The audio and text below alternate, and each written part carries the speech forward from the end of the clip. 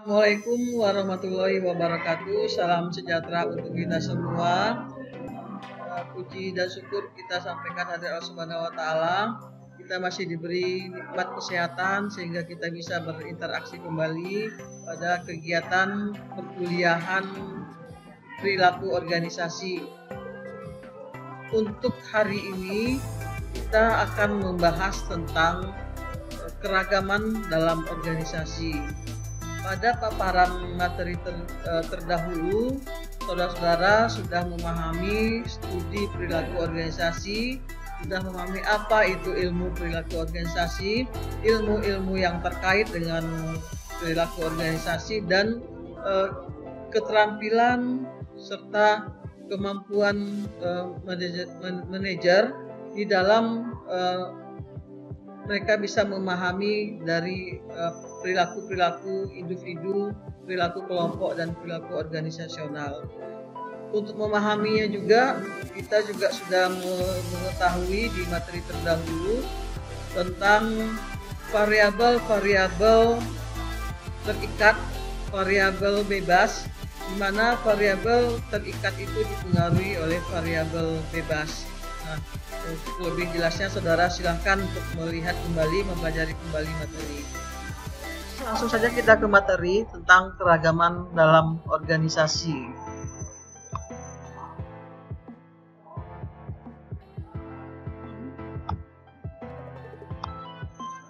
Apa yang dikatakan dengan keragaman dalam organisasi? Yaitu suatu organisasi di mana memiliki perbedaan individu seperti umur, jenis kelamin, ras, etnis, dan lain sebagainya. Di dalam kelas, saudara-saudara, kita bisa melihat adanya umur, usia yang berbeda-beda di antara satu dan yang lainnya. Jenis kelamin jelas ada dua, ada yang laki-laki, ada yang perempuan.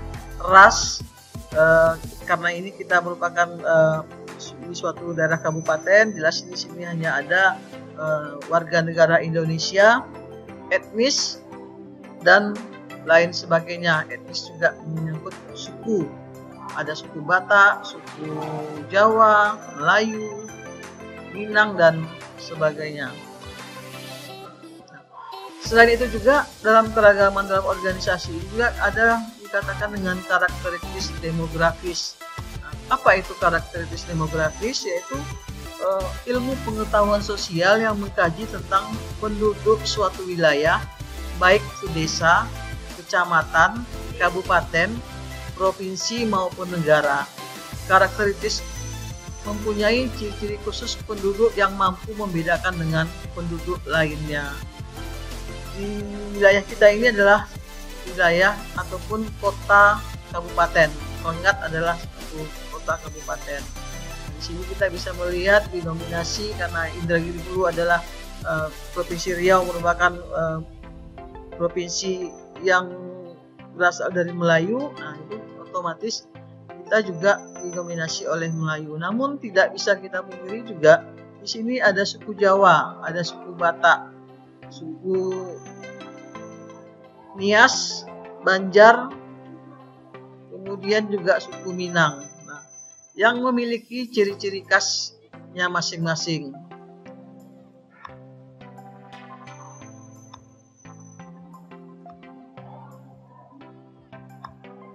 Ada dua tingkat keragaman. Keragaman level permukaan, yaitu perbedaan-perbedaan dalam karakteristik yang mudah dinilai seperti jenis kelamin, ras, etnis, umur, kecacatan, yang tidak selalu merefleksikan cara orang berpikir atau merasa, tapi dapat memunculkan stereotip tertentu.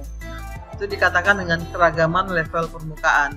Keragaman level berikutnya adalah keragaman level dalam, yaitu perbedaan-perbedaan dalam nilai-nilai, kepribadian, dan preferensi kerja yang menjadi lebih penting secara progresif dalam menentukan kesamaan, seiring semakin mengenal orang lain dengan baik.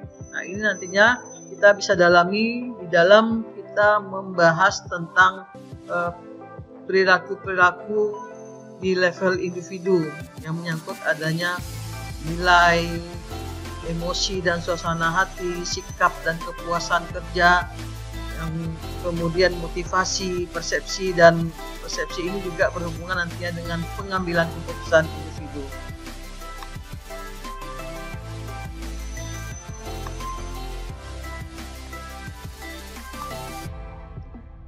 Selain itu juga keragaman dalam organisasi kita kenal lagi dengan diskriminasi, yaitu memperhatikan perbedaan antara satu hal dengan hal lain.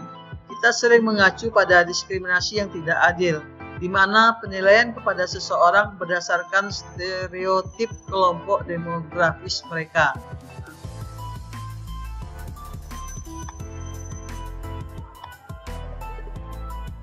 Selanjutnya, di dalam keragaman dalam organisasi ini adalah karakteristik biografis. Di sini kita akan menghubungkan karakter-karakter yang ada dalam diri kita, yang ada dalam diri individu, dengan berinteraksinya antara satu dengan yang lainnya. Kita bisa melihat bagaimana hubungan antara umur dan kinerja. Kinerja ini adalah variabel independen, merupakan variabel yang pada materi terdahulu ada beberapa variabel dependen yang dipengaruhi oleh variabel independen. Nah, salah satunya adalah kinerja. Di sini kita melihat hubungan antara umur dan kinerja. Di dalam suatu organisasi ada beberapa karyawan, beberapa pegawai yang memiliki umur yang berbeda. Nah, apakah pekerja dengan usia tua ini lebih tinggi ataupun lebih rendah kinerjanya dibandingkan pekerja usia muda? Di sini kita bisa hubungkan. Kelebihannya dalam hubungan antara umur dan kinerja adalah pekerja usia tua memiliki pengalaman dalam melaksanakan pekerjaan.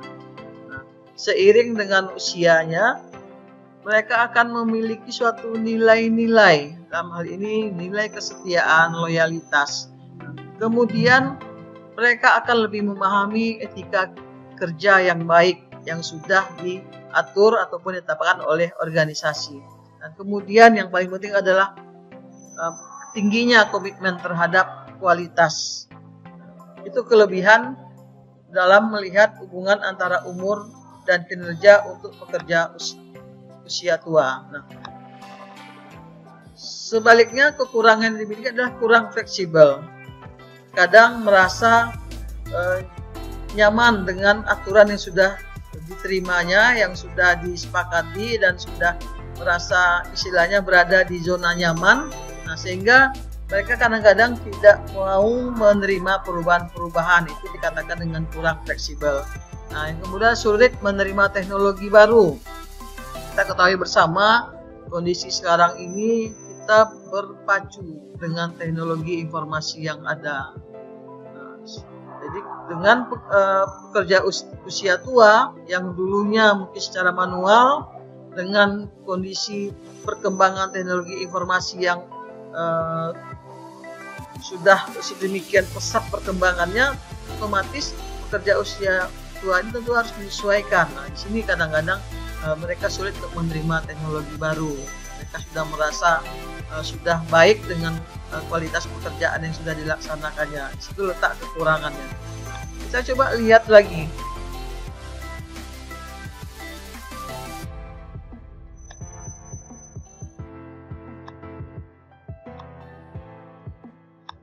Bagaimana jenis kelamin? Kita ketahui di dunia ini jenis kelamin secara umumnya yang adalah jenis kelamin laki-laki dan perempuan atau pria dan wanita. Nah, apakah wanita mempunyai kinerja sebaik pria? Nah, ini yang merupakan ada suatu pertanyaan untuk kita mengkaji bagaimana suatu karakteristik biografis yang melekat di dalam diri kita ini. Di sini diketahui bahwa tidak ada perbedaan pria wanita yang konsisten dalam kemampuan memecahkan masalah, keahlian analisis, dorongan kompetitif, motivasi, kemampuan bersosialisasi ataupun kemampuan belajar. Dalam hal ini, ya, dalam kata lain, bahwa tidak ada perbedaan yang signifikan. Baik pria, baik wanita sama-sama memiliki kemampuan untuk memecahkan masalah, keahlian menganalisa, dorongan kompetitif dan motivasi dan lain sebagainya. Namun kita ketahui dalam dunia kerja ternyata ada efek diskriminasi.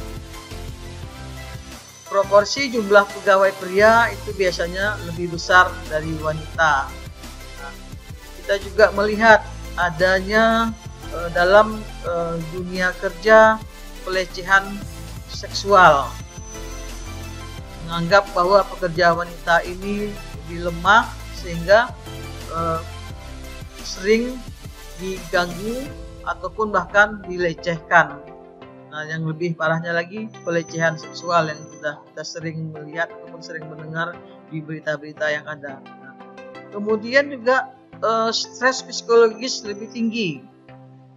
Dengan kondisi pekerja wanita dianggap bahwa memiliki stres psikologis lebih tinggi, dan kemudian kepuasan kerjanya lebih rendah. Nah, di sini yang sering terjadi yang menimbulkan efek diskriminasi. Padahal kalau dilihat secara umum seperti yang kita tadi lihat dari atas bahwa tidak ada perbedaan antara pria ataupun pekerja pria dan wanita yang sangat signifikan. Mereka sama-sama mempunyai, bahkan sekarang kita kenal dengan sistem gender.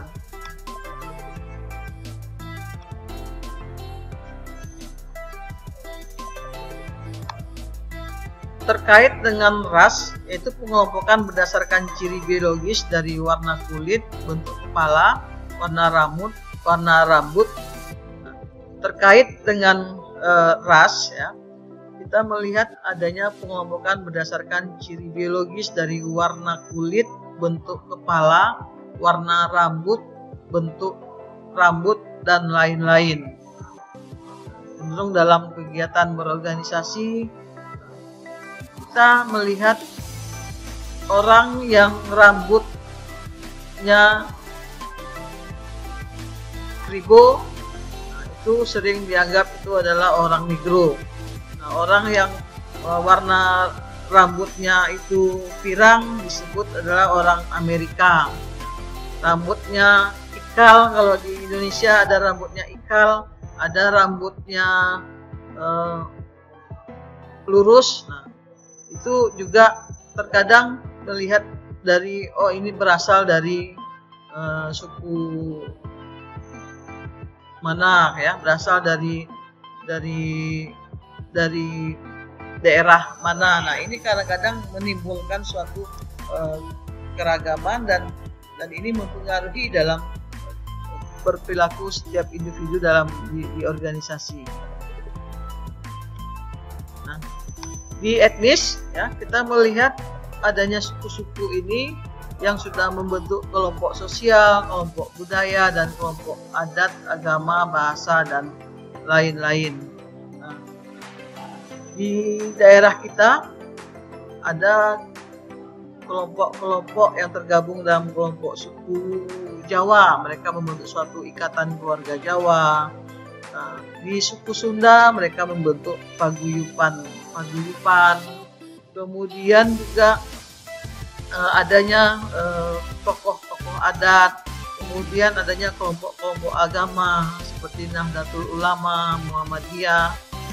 Kemudian juga mereka ada juga di kegiatan di kemahasiswaan, mereka membentuk suatu klub bahasa, dan cenderung karena ini merupakan dunia pendidikan, ya, klubnya tentunya berbahasa Inggris, bisa juga mungkin bahasa Arab dan lain sebagainya.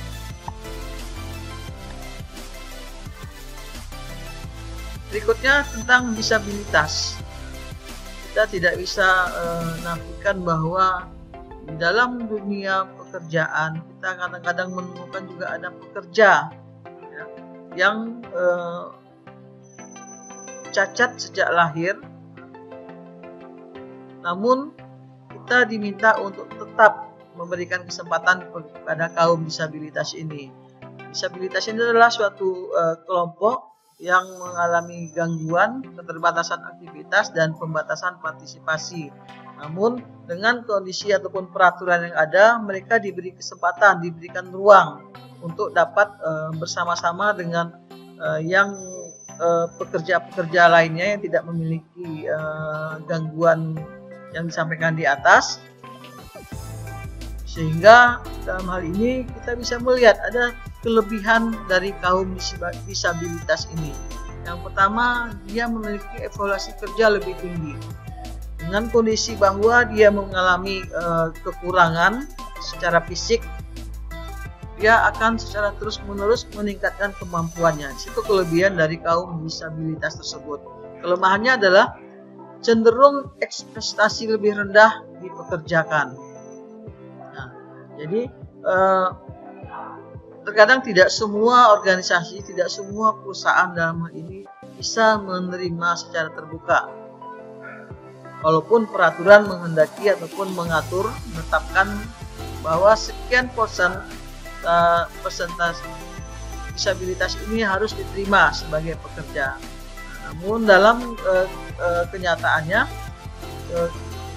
kaum disabilitas ini tetap dipekerjakan, diterima, namun terkadang tidak sesuai dengan ilmu ataupun kemampuan, keterampilan yang dimilikinya sesuai dengan basis pendidikannya.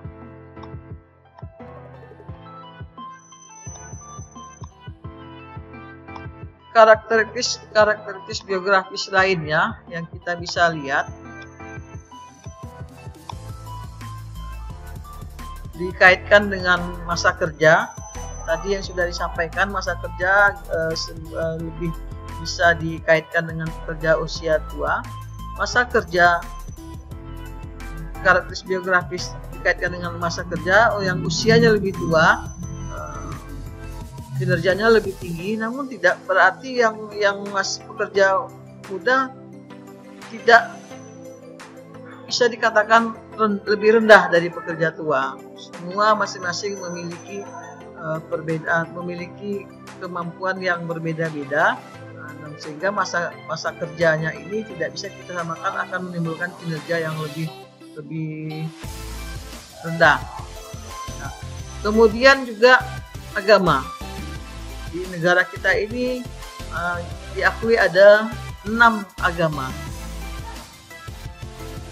Semua agama mengajarkan bahwa manusia itu adalah sama derajatnya. Nah, jika kita kaitkan dengan karakteristik biografis tentang umur, usia, jenis kelamin, dan lain sebagainya, tidak ada hal-hal yang memberikan suatu perbedaan yang sangat signifikan. Bahwa umur di masing-masing agama itu ya tetap sama, karena dia juga dengan jenis kelaminnya. Kemudian orientasi seksual dan identitas gender. Di orientasi seksual dan identitas gender ini kita kaitkan seperti yang tadi sudah disampaikan. Jenis kelamin pria lebih tinggi kinerjanya daripada jenis kelamin wanita, pekerja wanita. Tidak bisa kita katakan seperti itu. Nah, bahkan kemudian juga di status perkawinan, pekerja yang sudah menikah dikatakan produktivitasnya ataupun kinerjanya lebih rendah. Terutama ini diberlakukan bagi pekerja wanita.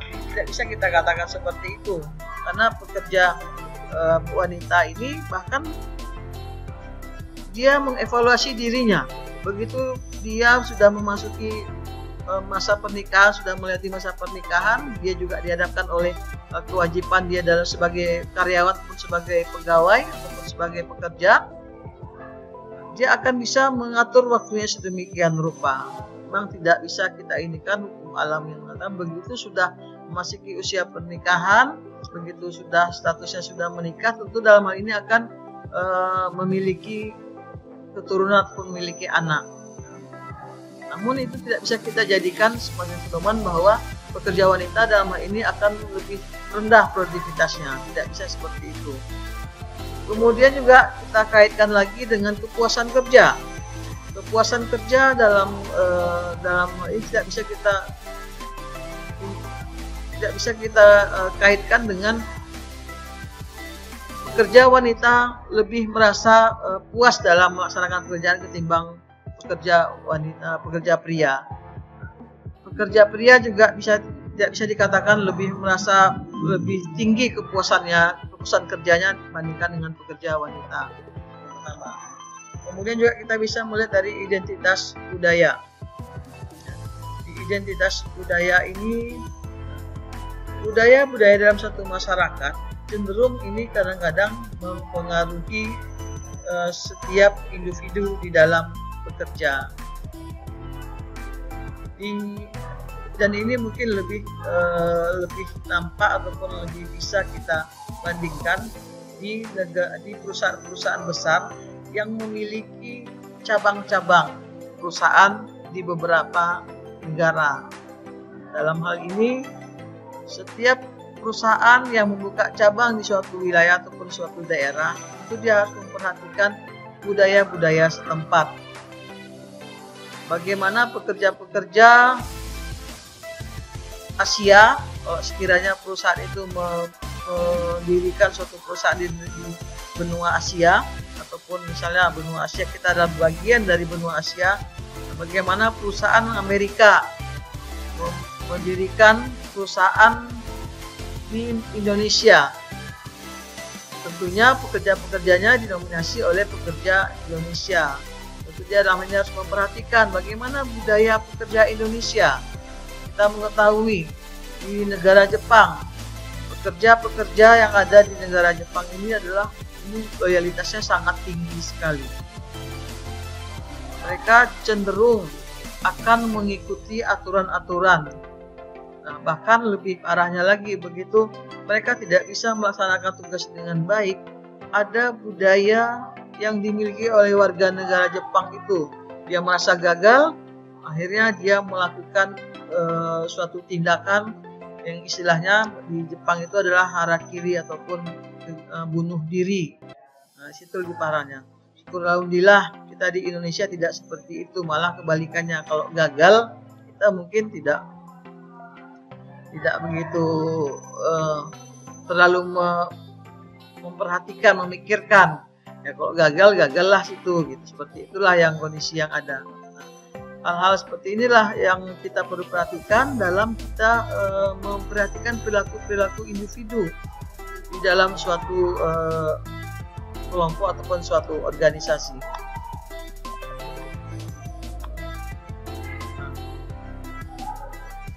Kita lihat lagi tentang kemampuan. Ini adalah yang merupakan banyak perbedaan ataupun keragaman di suatu organisasi. Kemampuan itu adalah kapasitas seseorang individu untuk melakukan berbagai macam tugas dalam sebuah pekerjaan. Kemampuan itu ada dua, secara intelektual maupun kemampuan intelektual itu adalah kemampuan yang dibutuhkan untuk melakukan aktivitas mental berpikir, menalar, dan memecahkan masalah. Faktor umum kecerdasan adalah faktor kemampuan mental secara general. Kemampuan mental general itu adalah faktor kecerdasan secara keseluruhan yang dihasilkan korelasi positif antara dimensi kemampuan intelektual spesifik. Nah, itu dikatakan dengan kemampuan intelektual. Sementara kemampuan fisik kedua itu adalah kapasitas untuk melakukan tugas yang menuntut stamina, ketangkasan, kekuatan, dan karakteristik yang sama. Nah, disinilah kita melihat bahwa si pekerja A itu kemampuannya tidak bisa dikatakan sama dengan si pekerja B misalnya. Nah, begitu juga si pekerja C mungkin akan lebih memiliki kemampuan intelektualnya lebih tinggi, lebih banyak daripada pekerja A. Sementara mungkin si pekerja B dengan postur tubuhnya yang tinggi, yang besar, kemampuan fisiknya mungkin tentunya akan lebih menonjol atau lebih tinggi dibandingkan dengan pekerja-pekerja yang lainnya. Itu salah satu contohnya.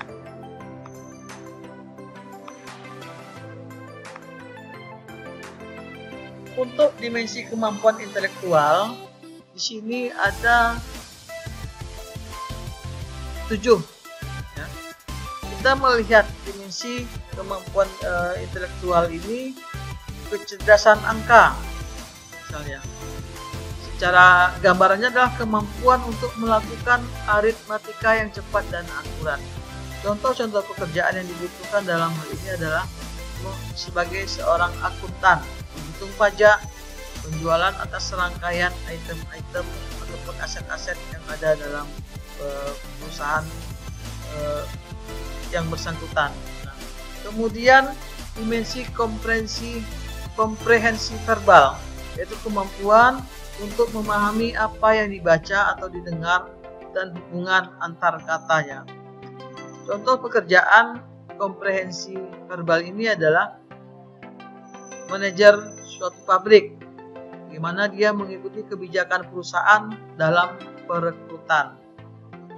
Apa yang formasi-formasi pekerjaan yang dibutuhkan, kemudian kebijakan-kebijakan apa yang di dalam. Nah, disinilah manajer pabrik harus memiliki kemampuan secara komprehensi verbal. Kemudian dimensi konsep perseptual, itu kemampuan untuk mengidentifikasi kesamaan dan perbedaan visual secara cepat dan akurat. Contoh pekerjaan di sini adalah investigator kebakaran, ataupun dalam hal ini mungkin petugas asuransi. Mereka memiliki kemampuan mengidentifikasikan petunjuk untuk memastikan biaya kerugian kebakaran yang terjadi. Yang keempat adalah penalaran induktif. Ini adalah kemampuan untuk mengidentifikasi urutan logis dalam sebuah masalah dan kemudian memecahkan masalah tersebut. Contohnya adalah peneliti pasar. Peneliti pasar ini meramalkan permintaan untuk sebuah produk dalam periode waktu mendatang. Mereka akan meramalkan, akan memforecast kira-kira prospek dari penjualan suatu produk ke depannya. Yang kelima adalah penalaran deduktif. Yang pertama tadi induktif, sekarang ini adalah deduktif, yaitu kemampuan menggunakan logika dan menilai implikasi sebuah argumen. Di sini level pekerjaannya sebagai seorang pengawas, memilih antara dua saran yang berbeda yang ditawarkan pekerja. Itu kemampuan yang kelima. Kemampuan intelektual yang keenam adalah visualisasi spasial, kemampuan untuk mengimajinasikan bagaimana sebuah objek terlihat jika posisinya dalam ruang itu diubah. Nah, ini adalah seorang dekorator interior, arsitektur misalnya, bagaimana dia mendekor ulang sebuah kantor. Arsitektur kita ketahui dia dihadapkan oleh suatu ruang kosong, nah bagaimana dia bisa meletakkan sesuatu di dalamnya, ya, menentukan di mana diletakkan meja, di mana diletakkan kursi. Kalau itu sebuah ruang kantor, bagaimana pencahayaannya, disinilah kemampuan visualisasi dari spasial tersebut. Yang terakhir, kemampuan intelektual adalah ingatan, memori, kemampuan untuk mempertahankan dan meningkatkan pengalaman masa lalu. Nah, ini lebih bisa kita contoh dalam suatu pekerjaan sebagai agen-agen penjualan, mengingat nama-nama pelanggan, pelayan toko juga bisa seperti itu. Di antara ketujuh tersebut, kira-kira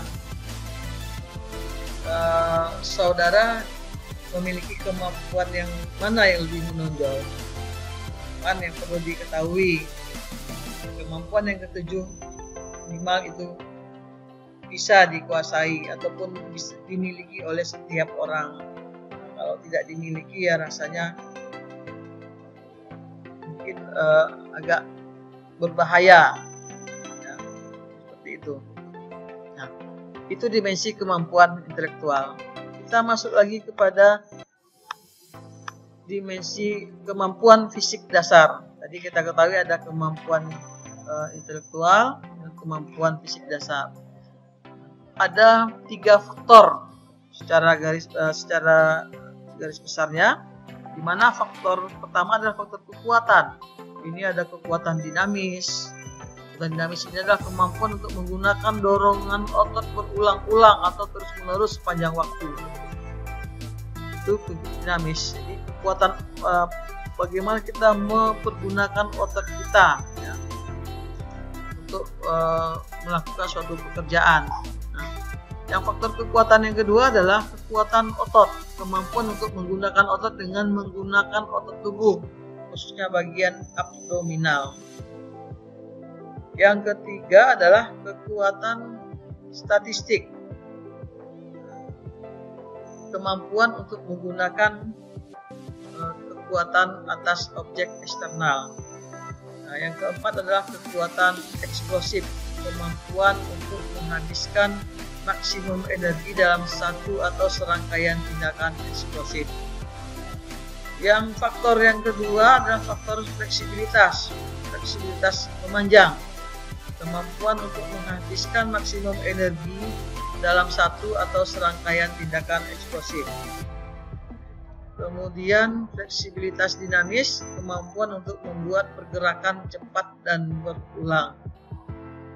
Berikutnya lagi adalah faktor-faktor lain yang terkait dengan kemampuan fisik dasar yang biasanya sering dipergunakan atau dilakukan oleh setiap individu dalam melakukan pekerjaan. Pertama adalah koordinasi tubuh, kemampuan untuk mengkoordinasikan tindakan simultan dari bagian-bagian tubuh yang berbeda. Yang ke-8 adalah keseimbangan, kemampuan untuk mempertahankan keseimbangan meskipun ada dorongan yang mengganggu keseimbangan.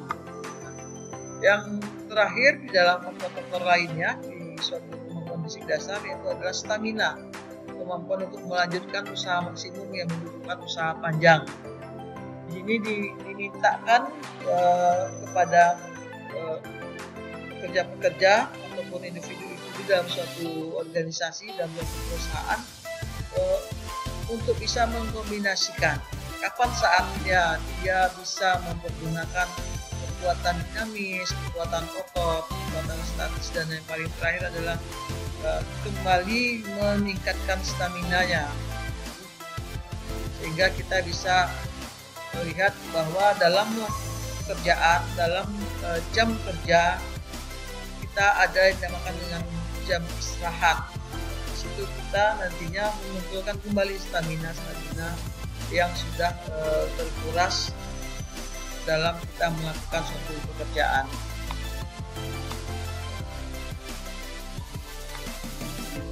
Bagaimana kita mengimplementasikan strategi manajemen keragaman? Terdahulu tadi sudah disampaikan bahwa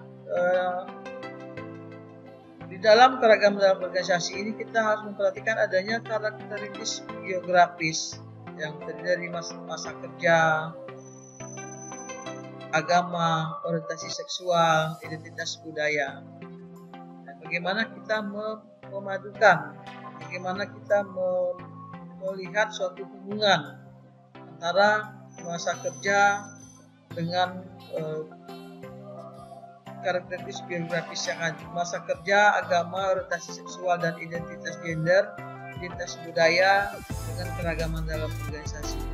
Manajemen keragaman adalah proses dan program di mana manajer membuat setiap orang sadar dan sensitif pada kebutuhan dan perbedaan yang lain.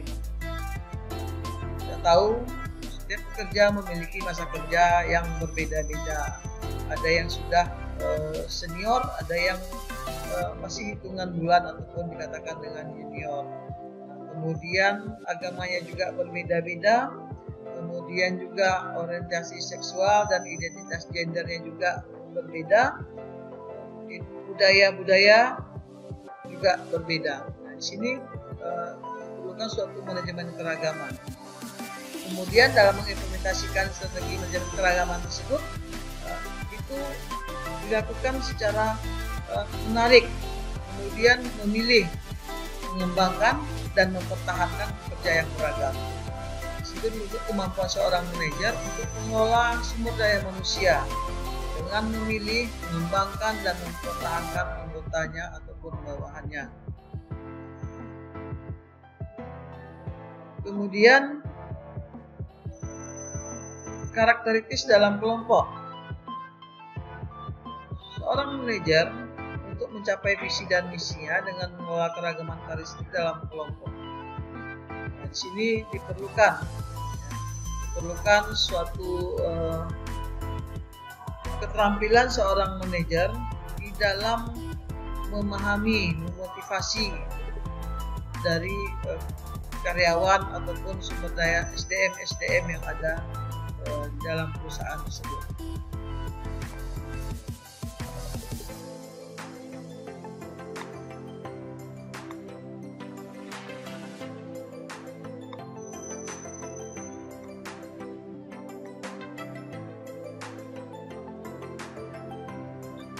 Program keragaman efektif, yaitu organisasi yang memanfaatkan keragaman untuk mencapai kinerja yang produktif sehingga mencapai target ataupun melebihi target yang diinginkan. Ada 3 komponen nyata untuk mendorong program tenaga kerja yang efektif. Yang pertama, adanya perlakuan adil tanpa memandang karakteristik demografisnya. Yang kedua, tenaga kerja yang beragam akan lebih baik untuk melayani pasar yang beragam. Dan yang ketiga, mengakui bahwa keragaman menjadi motivasi untuk meningkatkan kinerja setiap pekerja. Implikasi untuk para manajer. Manajer bisa memahami kebijakan anti diskriminasi organisasi secara mendalam dan mendiskusikannya dengan para pekerja. Kemudian menilai dan menantang kepercayaan stereotip untuk meningkatkan objektivitas dan melihat secara luas karakteristik biografis dan mempertimbangkan kemampuan individu sebelum membuat keputusan manajemen. Langkah berikutnya adalah mengevaluasi penuh akomodasi apa yang dibutuhkan pekerja penyandang cacat dan kemudian menemukan pekerjaan yang sesuai dengan kemampuannya. Seperti disampaikan tadi, di awal memahami kebijakan yang anti diskriminasi. Tentunya diiringi dengan mengevaluasi penuh akomodasi apa yang dibutuhkan pekerja penyandang cacat. Seterusnya, mencari untuk memahami dan menghormati karakteristik geografis yang unik dari para pekerja. Sebuah pendekatan yang adil tetapi individualistis yang menentukan kinerja yang baik.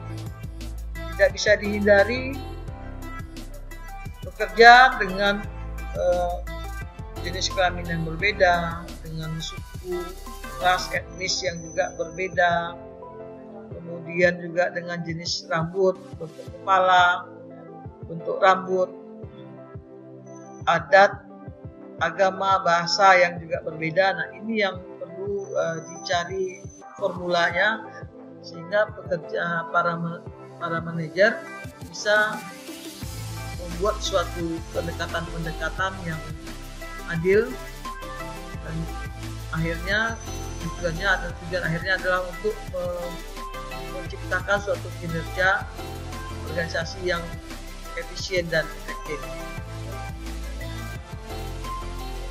Demikianlah paparan yang saya sampaikan pada kesempatan hari ini. Mudah-mudahan saudara bisa dapat memahami dengan baik, sekaligus juga bisa menghubungkan dengan materi terdahulu, di mana kita mengetahui perilaku organisasi ini adalah ilmu terapan yang dapat diimplementasikan dalam kegiatan kita berorganisasi. Dan untuk materi selanjutnya nanti ini akan diteruskan oleh Pak Agus Supriyadi SEMSI. Atas perhatian dan peran serta dari saudara-saudara dalam paparan yang sudah saya sampaikan ini, saya ucapkan terima kasih. Saya akhiri, wabillahi taufiq wal hidayah. Wassalamualaikum warahmatullahi wabarakatuh.